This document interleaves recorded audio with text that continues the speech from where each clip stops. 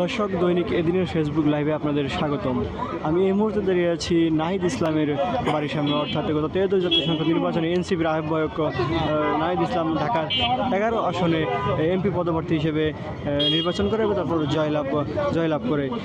আজ নাহিদ ইসলামের বাড়ি পরিদর্শনে আসবেন, তার সাথে সাক্ষাৎ করতে আসবেন 13 জাতীয় সংসদ নির্বাচনের যে জয়লাভ করা এবং প্রধানমন্ত্রী তারেক রহমান, তিনি এসে তার সাথে সাক্ষাৎ করবেন। এবং গত কয়েক ঘন্টা আগে, অর্থাৎ কিছুক্ষণ আগেও আমরা শুনতে পেরেছি যে তিনি জামায়াতের আমির শফিকুর রহমানের সাথে সাক্ষাতে গিয়েছেন।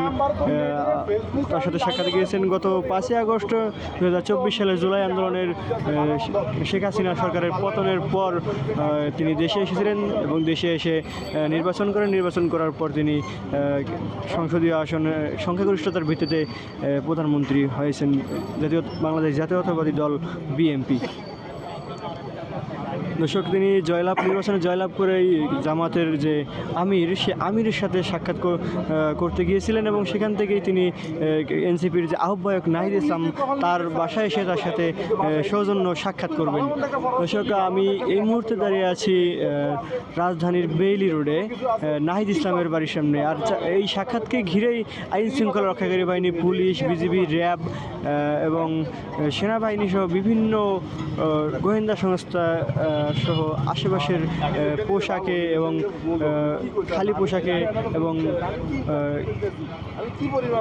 সাদা পোশাকে আইন শৃঙ্খলা রক্ষা বাহিনী যে এখানকার পরিস্থিতি স্বাভাবিক রাখার চেষ্টা করছেন এবং কোনো ধরনের দুর্ঘটনা না ঘটে, কোনো অপ্রীতিকর ঘটনার সৃষ্টি না হয়, সেই দিকেই তারা নজর রাখছেন।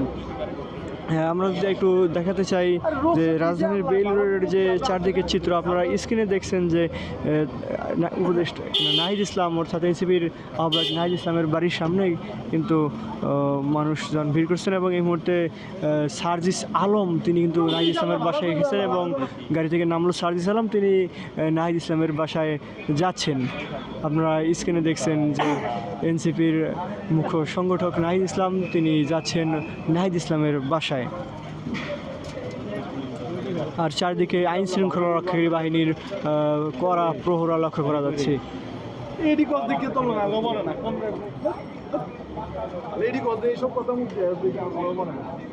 দর্শক, নাহিদ ইসলামের সাথে সৌজন্য সাক্ষাৎকে ঘিরে তারেক রহমানের যে সাক্ষাৎ, সেই সাক্ষাৎকে ঘিরে মূলত এখানকার আইন শৃঙ্খলা রক্ষাকারী বাহিনী কঠোর অবস্থানে রয়েছে। এই ছিল নাহিদ ইসলামের সাথে তারেক রহমানের সাক্ষাতের যে সর্বশেষ তথ্য।